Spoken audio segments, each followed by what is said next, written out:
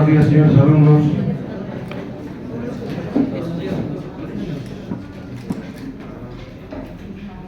Bien, creo que voy a reiterar lo que dice el doctor Vázquez, y eso es importante. Miren, respeto a todos los respetos. Cuando se dice, vamos a tomar igual todos sus celulares, etcétera, por favor, háganlo.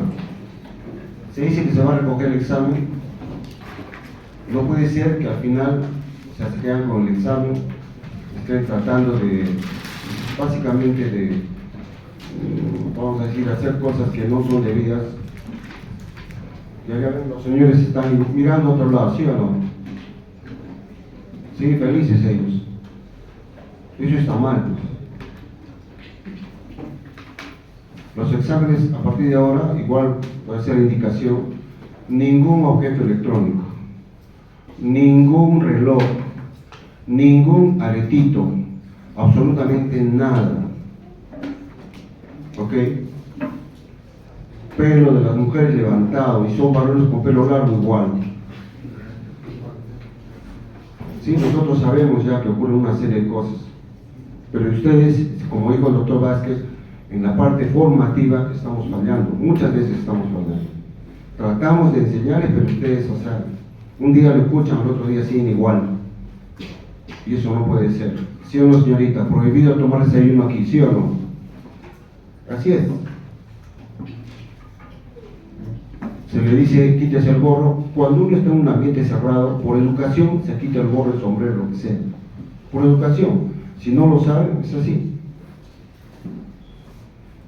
¿Okay? Muchas de las cosas que nosotros hacemos aquí no es básicamente la parte teórica, la parte práctica.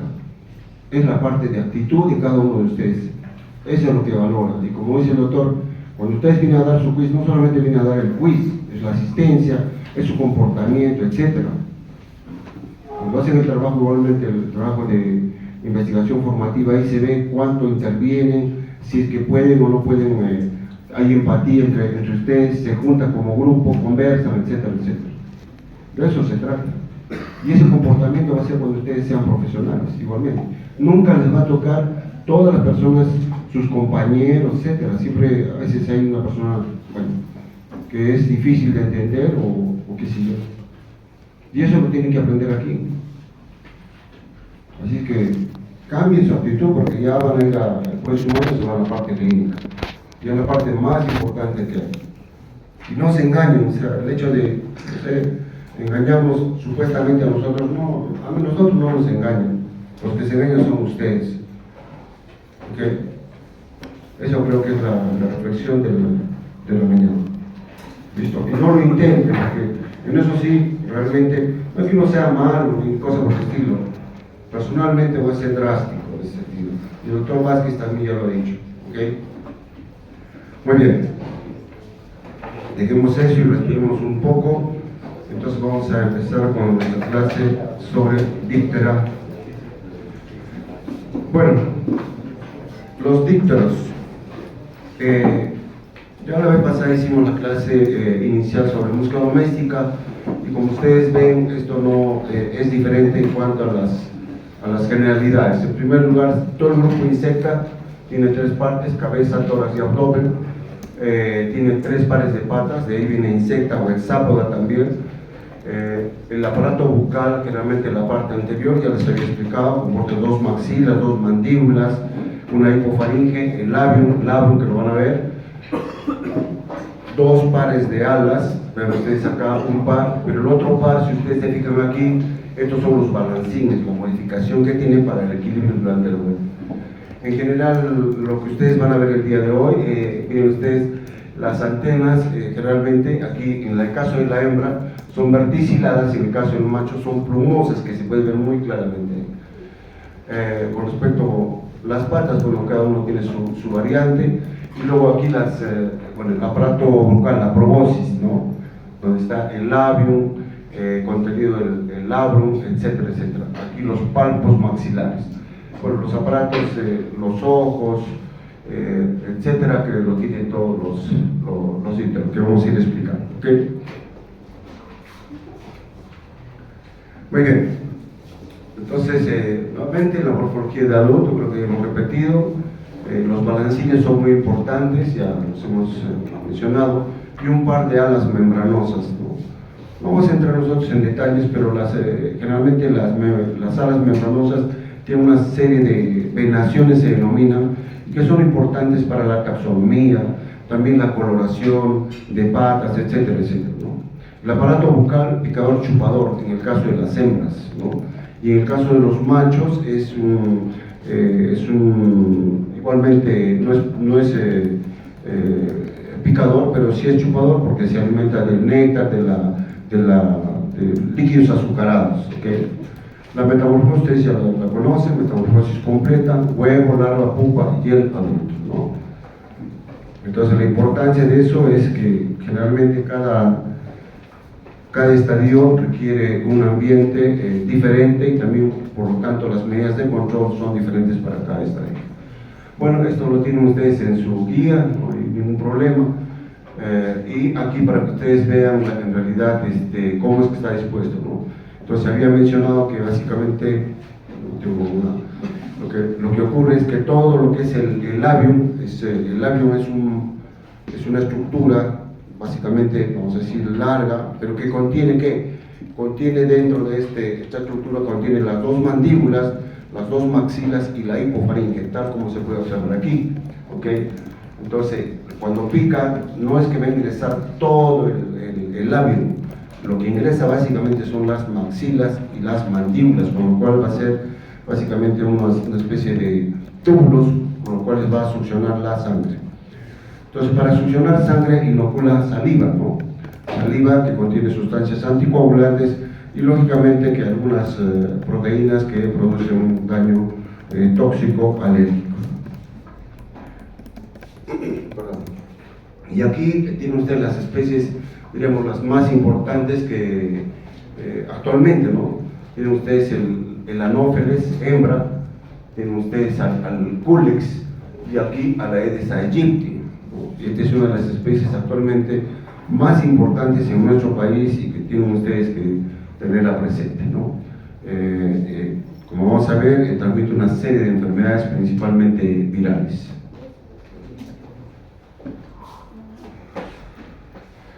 El reconocimiento, ¿cómo se reconoce el Anopheles? El Anopheles hembra, ven ustedes, estas son las antenas verticiladas, creo que está muy claro. Los palpos maxilares, ven ustedes, son estos de aquí, los palpos maxilares. En el caso de la hembra, son tan largos como la probóscis, ¿no? Ven ustedes, toda esta es la probóscis del medio y termina en la labela, en la parte terminal aquí, ¿no es cierto?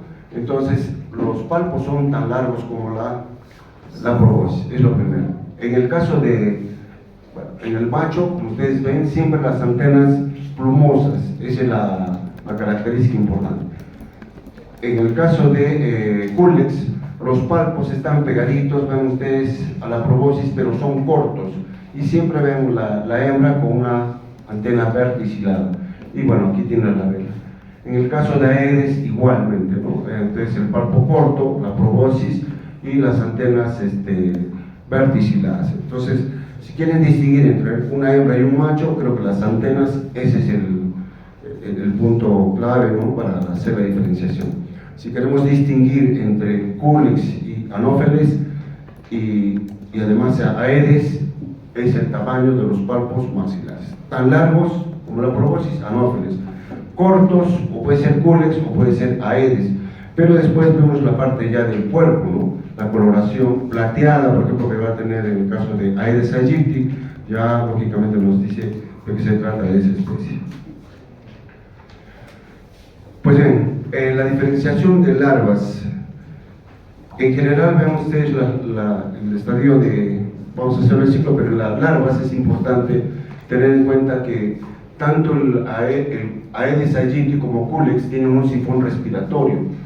En el caso de Culex, el sifón respiratorio es mucho más largo, como ustedes ven aquí. ¿Y para qué le sirve el sifón respiratorio? Para tomar oxígeno. Todo esto es básicamente el sifón respiratorio toma el oxígeno y por aquí tiene los troncos traqueales que llevan el oxígeno a todo el cuerpo de la larva. Como ustedes ven, tiene una serie de pelos, ¿no? En la parte anterior las larvas generalmente tienen, esta es la parte de la cabeza, el tórax y el abdomen, tiene una serie de escobillas bucales, y esas escobillas, ¿por qué le sirven? Le sirven para filtrar y ver el alimento hacia la boca, toda sustancia orgánica, algas, etcétera, etcétera, ¿no? Para su alimentación. Entonces el sifón respiratorio en Culex es más largo. En el caso de Aedes aegypti también tiene sifón respiratorio, pero es un poquito más corto, tiene las mismas características. Esta larva se mueve. En el caso de Anopheles, como ustedes ven, bueno, y la posición generalmente es un poco, como ustedes ven, vertical, este es un poquito oblicua, y en el caso de Anopheles la posición de la larva es horizontal respecto al nivel del agua. ¿Y por qué razón? Porque en la parte posterior, por donde toma el oxígeno, no tiene sifón respiratorio, lo que tiene es una placa respiratoria, y entonces eso no le permite lógicamente tener esa posición. Tomar en cuenta esto porque al final los adultos, la posición de los adultos es inversa. Entonces, si es Anopheles, la posición sería oblicua, y si es de Culex y Aedes, la posición del adulto va a ser horizontal respecto al nivel, como vamos a ver más adelante. ¿Okay? Pues bien, el ciclo de vida. Aquí ponerle alguna atención, miren ustedes, es un ciclo de vida completo, como hemos dicho. Entonces, los huevos para las tres especies. En primer lugar, entonces, en el grupo de Anopheles, como ustedes ven, requieren siempre agua, eso es lo importante, requieren agua. Y en el caso de Anopheles tiene flotadores, es decir, que la hembra va a colocar los huevos en lugares donde existe agua, y agua no estancada, sino agua corriente por lo general, y entonces los flotadores le permiten flotar, como dicen, en el agua, y básicamente evolucionar, ¿no? En el caso de Aedes aegypti, los huevos son colocados, puede ser en el agua, pero por lo general va a colocar en en los bordes o lugares húmedos, ¿no? O en los bordes de fuentes de agua, donde sabe que realmente la hembra sabe que va a llenarse en algún momento de agua. ¿Me explico? Por ejemplo, usted tiene en el campo hay una lata de atún que la gente ha botado, entonces simple y llanamente deja los huevos ahí, porque tiene un poquito de humedad, lo va a dejar los huevos ahí. Con la lluvia se llena de agua, y en esa ratita va a ser el ciclo de vida. No requiere grandes fuentes de agua. Esta requiere una fuente de agua mucho más grande. Este simplemente, o puede ser un florero, o puede ser también una llanta que está tirada en un ambiente, ahí hace su ciclo. Entonces, no requiere mucha agua. En el caso de Culex, como ustedes ven, es un paquete. Cada división es un huevo, y básicamente entonces se lo permite flotar. La diferencia entre Anopheles y Culex es que Culex generalmente está en aguas estancadas, puede estar corrientes, pero generalmente más en aguas estancadas. ¿Listo? Muy bien. Después de eso después de su maduración emergen las larvas, ¿no? Como vemos aquí entonces, la Anopheles ya ustedes saben la posición, la placa respiratoria que se alimenta, que se mueve. En el caso de Aedes y Culex, el sifón respiratorio más corto en el caso de Aedes, un poco más diríamos vertical, y en el caso de Culex un sifón respiratorio bastante más grande, pero que le permite tener una posición oblicua. ¿Okay? En general los estados larvales para todos pasan por 3 estados larvales. ¿Ya? Luego de eso, una vez que ya han madurado, han crecido, pues empupan. Y como ustedes ven, esta pupa, aquí tienen los cornetes respiratorios, una forma de una vírgula, una coma, y dentro va a desarrollar el adulto, ¿no? El imago, como se denomina. Entonces, esta pupa en el agua también se mueve, toma el oxígeno y se mueve, ¿no? Entonces, esa parte es importante, pero no se alimenta, esto se alimenta del tejido orgánico. Y finalmente, pues sale a nivel del agua y salen los adultos. Como ya mencioné, miren la posición horizontal, y aquí es oblicua respecto a la posición de la hembra, oblicua. En el caso de Aedes y Culex, la posición es horizontal respecto al nivel del agua. Entonces es un poco inverso, ¿ok? Pues bien, creo que no vamos a repetir, pero eso para que tengan ustedes el ciclo de Culígidos, ¿no? En cuanto a la biología, algunas cosas interesantes. Bueno, pues la cabeza dice que se ha especializado en la captación de señales, ¿no? En las antenas largas, segmentadas, está el tacto, el gusto, el olfato. Entonces aquí, con esas antenas pueden detectar básicamente dónde va a picar o de lo que se va a alimentar, etc.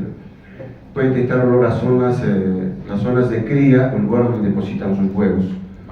La probóscis es larga y sobresaliente utilizada para alimentarse y dos palpos sensoriales tan largos como la probóscis, en el caso de anófeles. Los ojos de los insectos pueden además ver la región del infrarrojo cercano, detectando el calor de las víctimas. Entonces ven ustedes, no solamente en este caso es todo el conjunto de los sensorios que permiten la ubicación para la picadura, para localizar el lugar donde va a colocar sus huevos, etc. Y esta parte en realidad es muy importante para los insectos.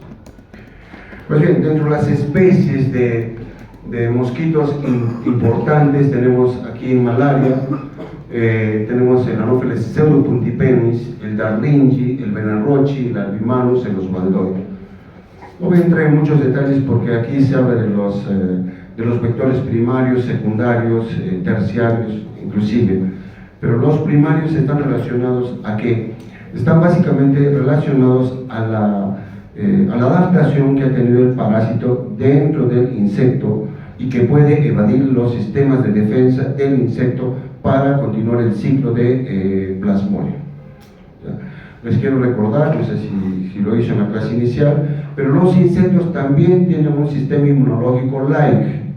Entonces quiere decir que tienen unos anticuerpos like, semejantes. Tienen también un sistema de hemocitos like, semejante a los leucocitos. Entonces cuando un anofelino succiona sangre de una persona que está parasitada, si es, por ejemplo, el Anopheles pseudopuntipenis, va a continuar su ciclo completamente, porque el parásito es capaz de evadir la respuesta inmune. Recuerden ustedes que el parásito tiene que pasar el sistema, se reproduce a nivel la esplagnación a nivel del intestino medio y luego tiene que pasar al hemoceloma. Y en el hemoceloma se va a poner en contacto con el sistema inmune. Pero este parásito es capaz de evadir el sistema inmune. Entonces la pregunta sería, ¿y por qué Anopheles, Culex, por qué si succiona sangre también, por qué nos infecta? ¿Por qué no transmite? Porque el sistema inmune no es capaz de evadir el sistema inmune de Culex, ¿ok? De ahí la especificidad. Bueno, con respecto al dengue, tienen las especies más importantes, la Aedes aegypti, que es la más importante. Hay otro también, Sabetes belisarioi y Magus, pero el Aedes es el más importante. En la fiebre amarilla, el Aedes aegypti, Aedes albopictus, Magus, Sabetes. Esos están relacionados a la fiebre amarilla. Ustedes deben saber que existe la fiebre amarilla doméstica, la silvestre. ¿Ok? Y la leishmaniosis, bueno, hay varios, la leucemia peruensis, leucemia verrucarum, leucemia ayacuchense, etcétera, que vamos a ver. ¿Ok? Pues bien, dentro de los hábitos hay algunos conceptos que son interesantes. ¿Cuáles son las especies importantes o qué es lo que se debe tener en cuenta? En primer lugar, la alimentación. Entonces la pregunta es, ¿cuáles son más importantes? Aquellos que tienen preferencia a la alimentación, a sangre, por animales, por el hombre, lógicamente por el hombre. ¿No? El lugar de la picadura. El lugar de la picadura quiere decir dónde va a picar el insecto. Fuera de la vivienda, dentro de la vivienda. Entonces, dentro de la vivienda, son los endofágicos, ¿no? Y luego el lugar de reposo. Los endofílicos, los que se reposan dentro de la vivienda, y los exofílicos, los que se reposan fuera de la vivienda. ¿Okay? ¿Qué quiere decir eso entonces? Quiere decir, miren, los de rojo son los más peligrosos. ¿Por qué? Porque tienen preferencia por la sangre humana, pican dentro de la vivienda y reposan fuera de la vivienda. Quiere decir que si un insecto, por ejemplo, para el control, vamos a colocar aquí un insecto, un anofelino, reposa afuera, puede estar por la cancha, por ahí, en los baños, qué sé yo, pero en la noche ingresa aquí, pica, y no se va a posar en las paredes porque ese es inteligente, no se va a posar porque seguramente tiene insecticida, se posa debajo de las camas, debajo de las mesas, descansa y luego pica. Y sin tocar las paredes nuevamente sale y se va. Entonces va a transmitir la malaria. Y eso anteriormente en el programa de control se tenía en cuenta los hábitos intradomiciliarios del vector. porque el vector siempre reposaba en las paredes. Pero cuando empezaron a fumigar, entonces ahí lógicamente algunos clones evolucionaron y entonces se dio ese comportamiento. Esas son las especies más peligrosas y que favorecen. Aquí básicamente miren ustedes una vivienda y lo que se denominan las mallas, los mosquiteros que a veces se impregnan con piletroides. Pues bien, en general los insectos tienen dos cosas interesantes. En primer lugar, la hematofagia, entonces como ustedes saben, inocula las sustancias anticoagulantes, etc. Y la inflamación y la hipersensibilidad que ocasiona en todas las personas. Cualquier insecto hace lo mismo. ¿Okay? Pues bien, y esta es aquí la importancia en medicina. Entonces, vamos a ver, en el caso de Anopheles, el agente etiológico, como ustedes ya saben, es el Plasmodium, las diferentes especies, el mecanismo de transmisión, la picadura, el reservorio es el hombre y la distribución básicamente en la costa y en la selva, ¿no es cierto? Con respecto a culicoides, es el transmisor, ¿se acuerdan? De Manzonella osardi, el mecanismo de transmisión es al escape, el reservorio es el hombre y la distribución es básicamente selva, ustedes ya lo saben. El culicoides, que también transmite el oro, el virus del oropuche, el mecanismo de transmisión, la picadura, el reservorio del hombre, también selva. ¿Okay? Con leucemia, el agente etiológico leishmania, no se olviden la leishmania peruviana para el caso de Utah, la Sierra Central, y la leishmania brasiliensis para la espundia o la leishmaniasis mucocutánea. ¿Okay? El mecanismo de transmisión, la regurgitación y los reservorios, el hombre, el perro, roedores. La distribución en la Sierra Central, Utah, y en la selva, la mucocutánea. ¿Okay? También la bartonelosis, el mecanismo de transmisión, la picadura, el reservorio es el hombre, la Sierra Central y en la selva, como vamos a ver. El Aedes aegypti, bueno, pues transmite la fiebre amarilla, mecanismo de transmisión, picadura, hospedero es el hombre, el mono, está en la costa y en la selva, ¿no? Vean ustedes. También el dengue, picadura, hombre, costa y selva igualmente. El virus del Zika, del chikungunya, la encefalitis equina, picadura. Aquí, bueno, en este caso de la encefalitis es el hombre, los equios, pero en el caso de Zika, chikungunya, el hombre, básicamente. Otro que tenemos es el Simulium. El Simulium es un parásito que lo hemos visto en la parte esta de filarias. No existe en nuestro país, pero sí está en la Sierra, en Sudamérica, en la parte central, y también está en el África, ¿no? Entonces, el agente etiológico es la Onchocerca borbulus, igual es el escape como cualquier filaria, y el hospedero es el hombre, ¿no? En nuestro país no existe, pero eso básicamente es su distribución. La mosca doméstica ya hemos hecho, es un vector mecánico, y la miasis que lo van a tocar en la siguiente clase, ¿okay? Eso más o menos es el panorama de lo que vamos a ver. Ok, como el ciclo de Anopheles, entonces creo que para no repetir mucho, ya hemos dicho huevos con flotadores en aguas corrientes, de 50 a 200 huevos que coloca. Ahí tienen ustedes la larva, como hemos dicho, 3 estados larvales. No se olviden que la boca que digo, tiene escobillas bucales.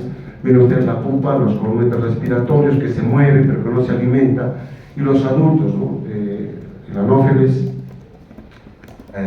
la posición, y en el caso del macho, miren ustedes ahí las antenas plumosas, ¿no?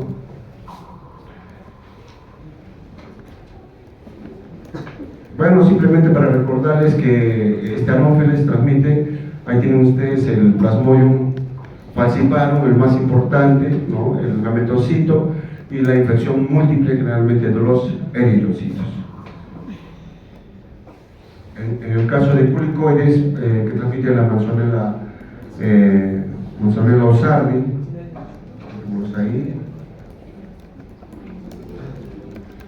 Y luego veamos el Aedes aegypti, ¿no? Y esta, creo que hay que ponerle mucha atención aquí, porque uno de los problemas que tenemos en nuestro país es justamente la distribución de Aedes aegypti.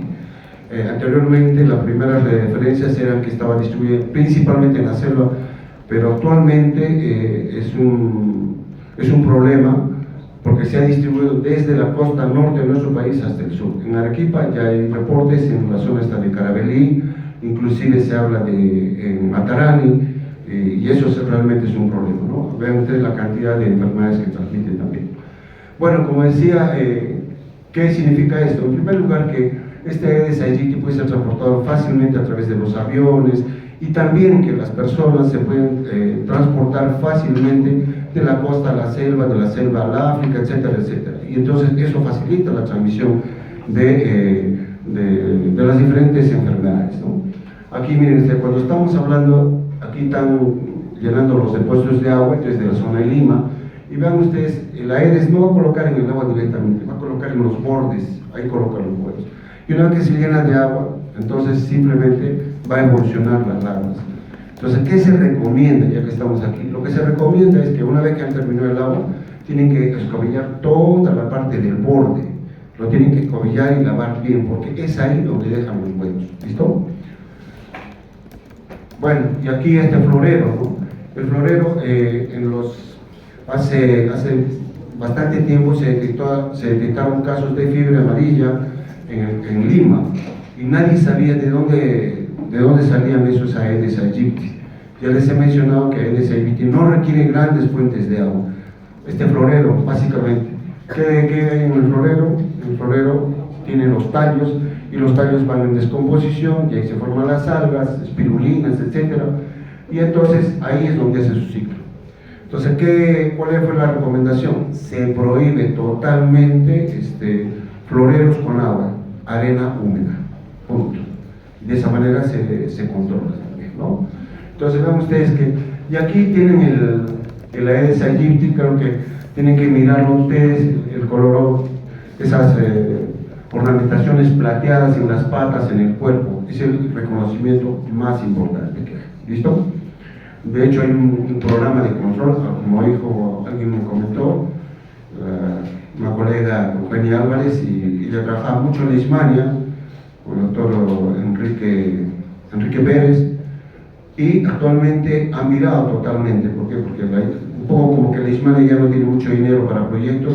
¿Dónde está la plata para los proyectos? En Aedes aegypti, lo que es dengue, fiebre amarilla. ¿Okay?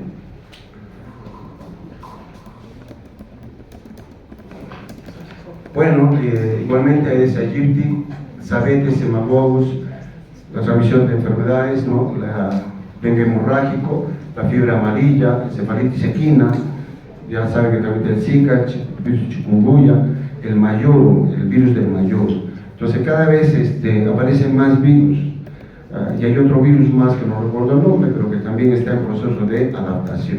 ¿Okay? Bueno, para que tengan una idea acerca del riesgo de Aedes aegypti, miren, inicialmente miren cómo se veía, y actualmente esto es ya para el 2014, miren ustedes, esto está aquí y esto está hasta Arequipa, ya está más o menos hasta esta zona. Todo esto está en la distribución de Aedes aegypti. Bueno, alguna información para la región Arequipa. Esto fue en el 2000, sí, del 2000, a ver, ¿dónde dice?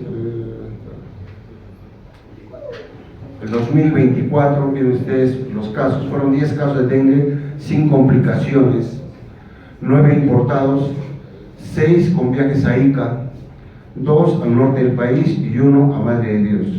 Y un caso nativo, un joven de 17 años de Atico, sin viajes fuera de la vivienda. Entonces vean ustedes que por eso ese avión o esa movilización ayuda realmente a la transmisión de enfermedades, ¿no? Pues bien, vamos con la leucemia, y como ya hemos mencionado, la leucemia tiene la importancia que transmite la leishmania y también transmite la bartonelosis, ¿no? El reconocimiento aquí más importante, vean ustedes,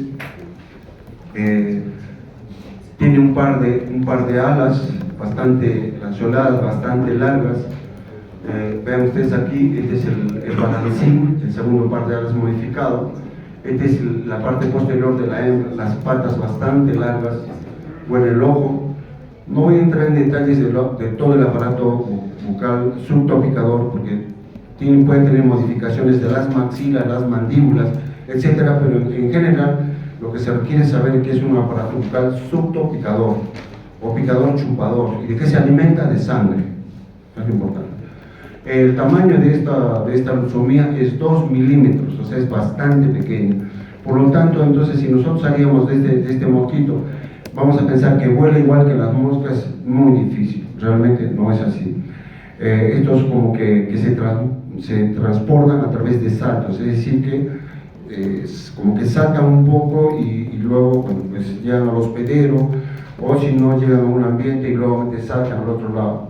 Entonces, y había un estudio, recuerdo del doctor Llanos, que hablaba acerca de que había unas especies que vivían, algunas al ras del suelo y otras en una altura un poquito más, ¿no? Un poquito más alta. Entonces, que estaba relacionado también a la transmisión de enfermedades. Creo que esa... Bueno, para que ustedes vean dónde hace su ciclo de vida, o sea, no requieren grandes cosas, requieren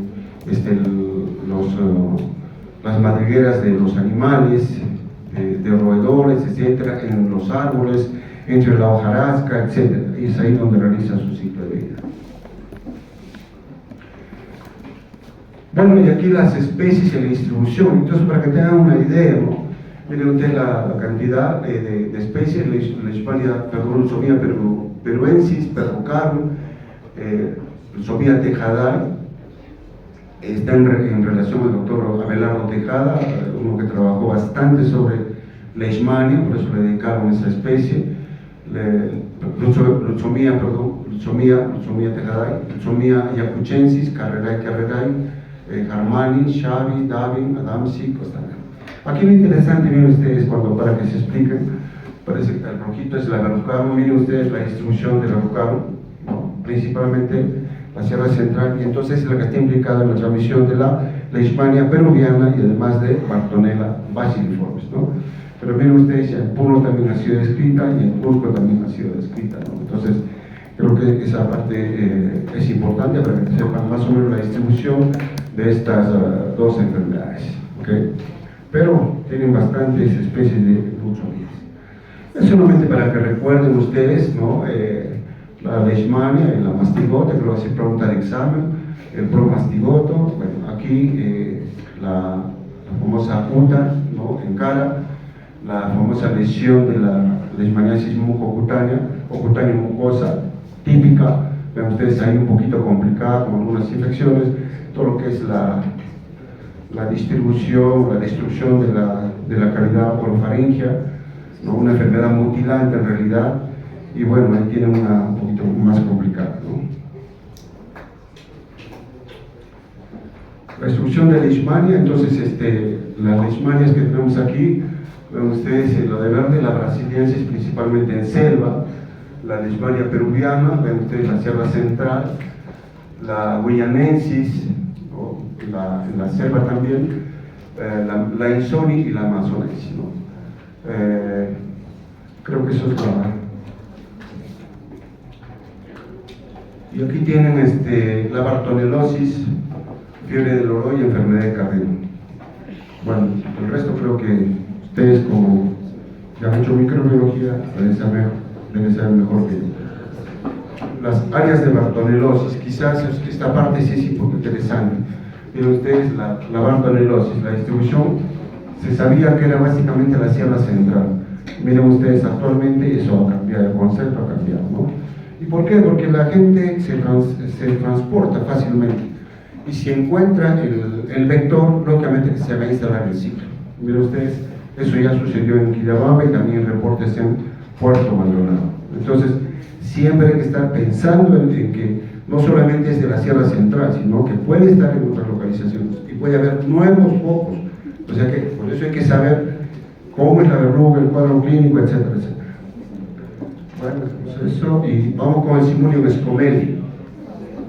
Este es el Simulium scomelli, es un dítero bastante pequeño que creo que a todo el mundo les ha picado, ¿no? A ver, todos han ido a Sabandía, supongo.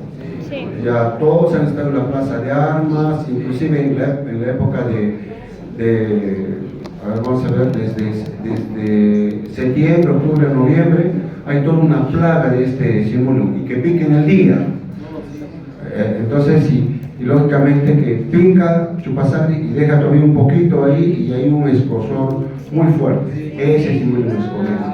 Entonces, vean ustedes, aquí como ustedes ven, yo no voy a traer, como les dije, en detalles, pero básicamente la hembra al aparato bucal subtopicador.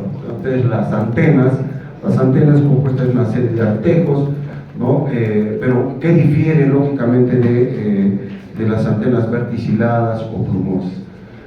Siempre un par de alas con sus balancines, y los hábitos básicamente, estos hábitos de picadura básicamente son en el día, ¿no?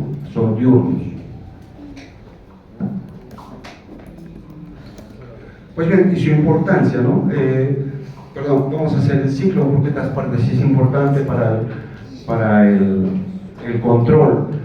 Entonces, este insecto, la hembra, que hábitos hematófagos diurnos, el macho siempre fitófagos, va a colocar los huevos, los va a colocar en el borde del agua o en algún sustrato. Siempre hay un palito cerca a una fuente de agua. Vamos a poner como ejemplo, todos supongo que conocen Sabandía, ya hay un río que baja con aguas limpias.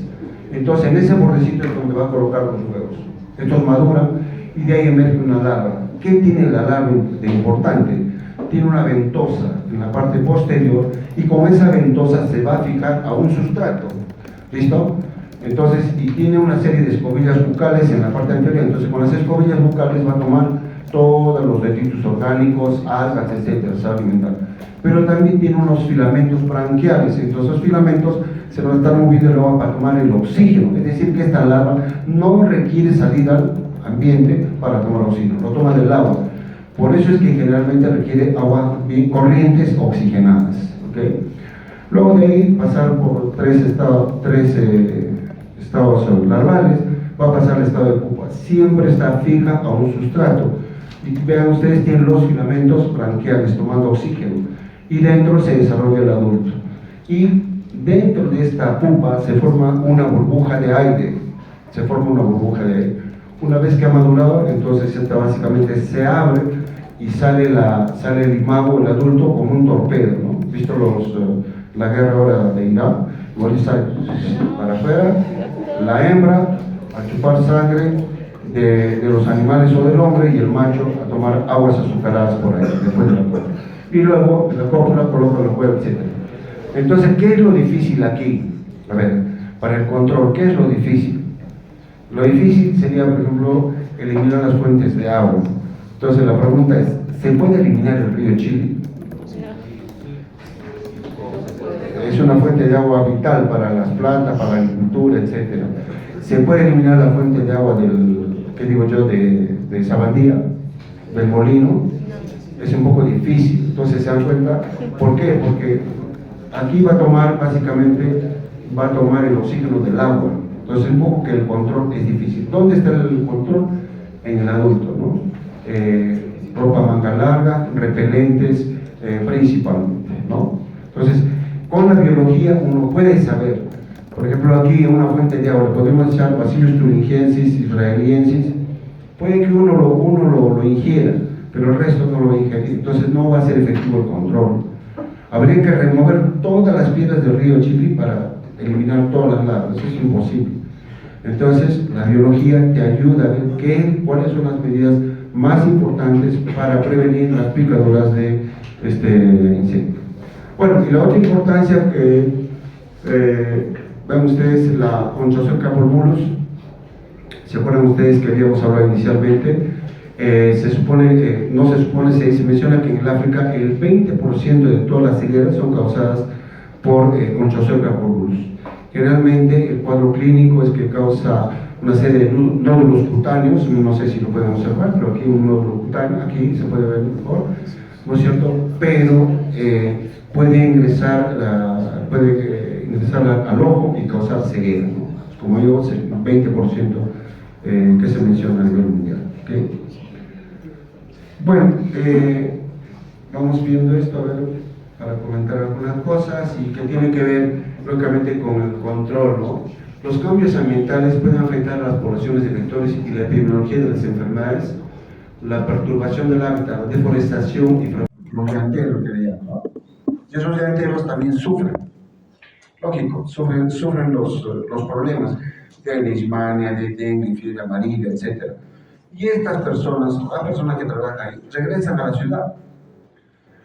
Y si en la ciudad, vamos a poner que sea, van a Mollendo o se van a Carabalí y existe Aedes aegypti, entonces se instala y comienza la transmisión del dengue, de la fiebre amarilla, etc. Entonces esto facilita de alguna manera, ¿no?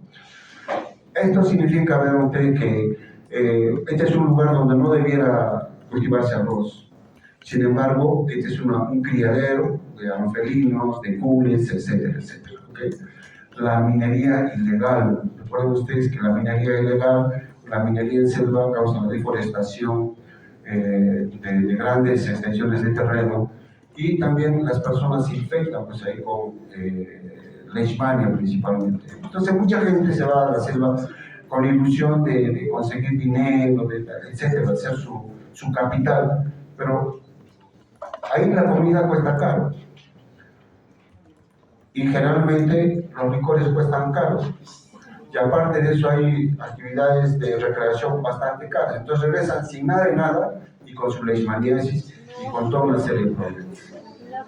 Así es que ese es el problema. Entonces, y se instala muchas veces también a nivel de la sierra, porque la gente que va ahí no van de la costa solamente, van de la sierra, van a la selva y regresan a sus lugares. Entonces, todo eso ocasiona que haya dinámica o haya movimiento, tanto del parásito como una serie de enfermos a las ciudades o a los diferentes lugares donde pueden instalarse los ciclos de los diferentes agentes etiológicos. ¿Okay?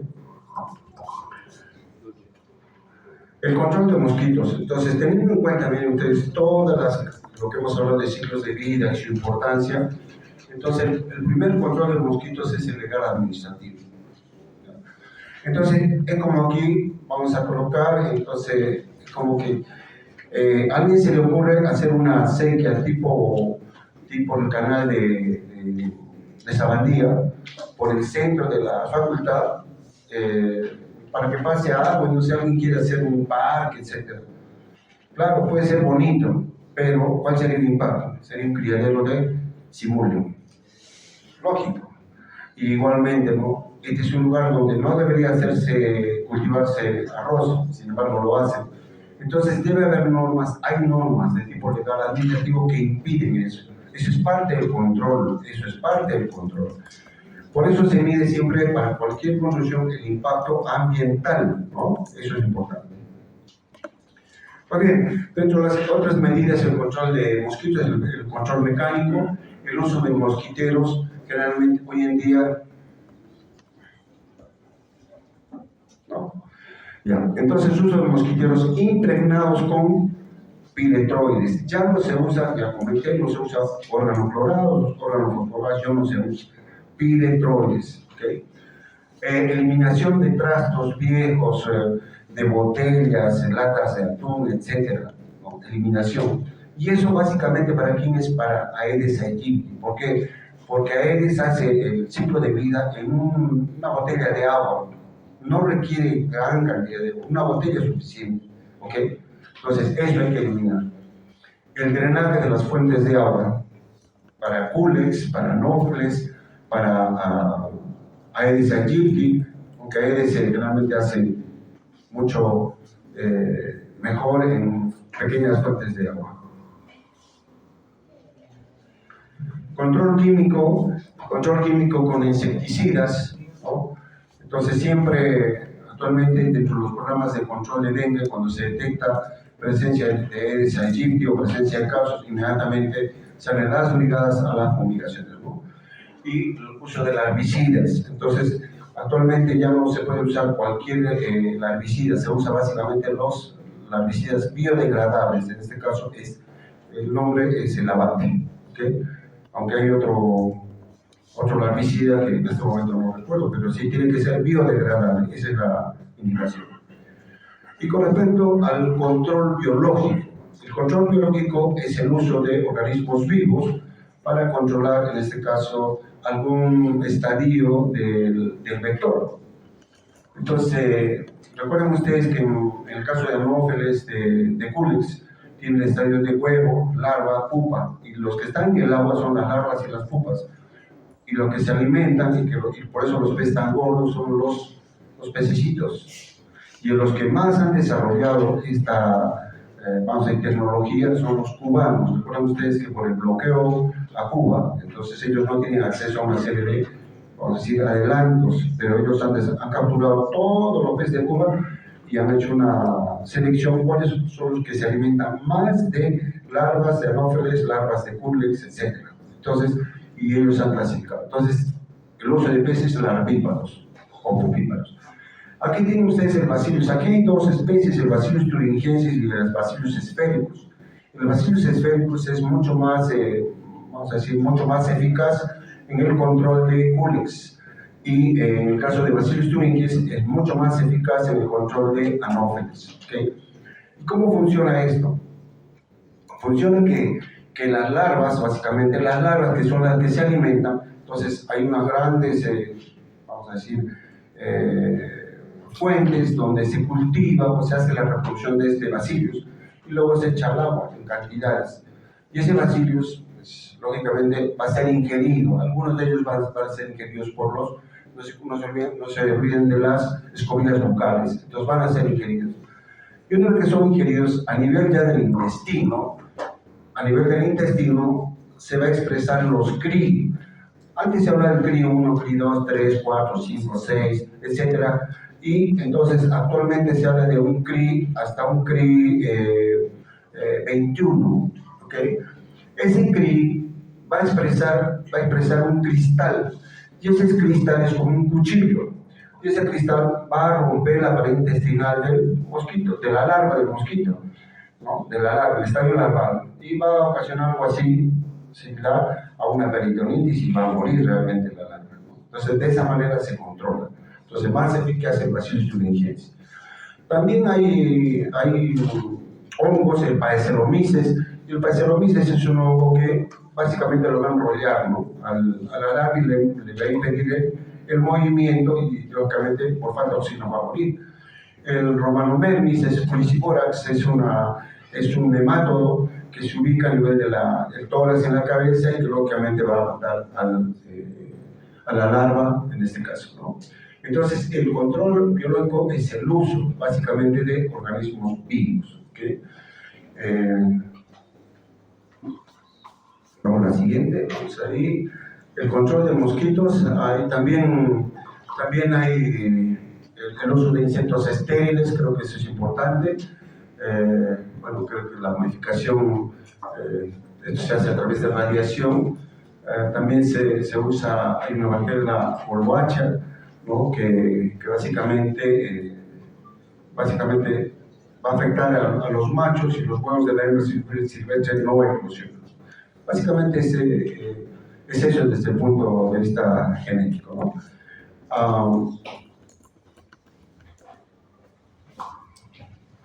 Quizá para que ustedes tengan una idea de lo que es ese Bacillus thuringiensis, eso de los CRI, todos han comido, o seguramente alguna vez han comido, el maíz híbrido. El maíz híbrido. El maíz híbrido es un choclo que es para el ganado, ¿ya? Y son mazorcas bastante grandes. Entonces, el maíz híbrido es transgénico. Y ese maíz híbrido tiene genes del CRI, de Bacillus thuringiensis. Entonces, expresa lógicamente un efecto insecticida. Entonces, cuando las larvas de las mariposas consumen ese choclo, inmediatamente mueren. Así es. Ese es el transgénico. ¿Okay? Para que hagan una idea.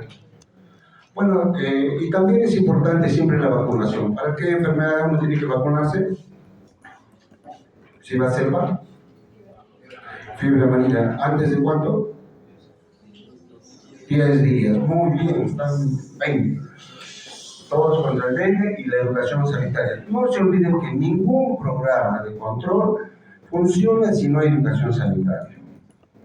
Ya les he mencionado que muchas veces se hace rociado de la vivienda, pero la gente ¿qué hace? Primero que hace limpiar, porque un momento les causa un poquito de irritación, etc. Pero lo que no saben es que están dándole justamente la opción de que muchos de los insectos que se van a posar ahí, al no tener la concentración letal, lógicamente van a hacer resistencia, ¿no? Y aparecen.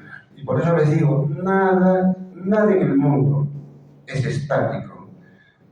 Todo va evolucionando. Ese cambio que les hemos mostrado para Anófeles, de que ya no se posa sobre la pared, se posa sobre algún lugar debajo donde no llegó la insecticida, eso ha hecho que básicamente en muchos lugares pues siga transmitiéndose la malaria. ¿Ok? Pues bien, creo que para terminar el control integral, ¿no? Para que tenga un resumen.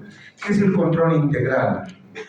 En agricultura se habla de un manejo integrado de plagas y en este caso nosotros vamos a hablar de un control integral. ¿Cuándo es control integral?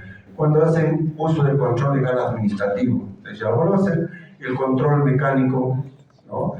El control químico, el control biológico, el control genético. Cuando uno hace uso de todas estas formas de control, se denomina control integral, ¿no? Entonces, no para todos es posible, pero sí creo que, por ejemplo, para el caso de, como ya habían mencionado, para el caso de Simulio, es un poco más difícil, ¿no? ¿Por qué? Porque miren ustedes, sí se alimenta de residuos esféricos, pero la cantidad que uno tendría que echar a la fuente de agua sería bastante grande, y no sé si todos los estados larvales, lógicamente, van a ingerir ese vacío esturígeno. Bueno, eso es todo. Muchísimas gracias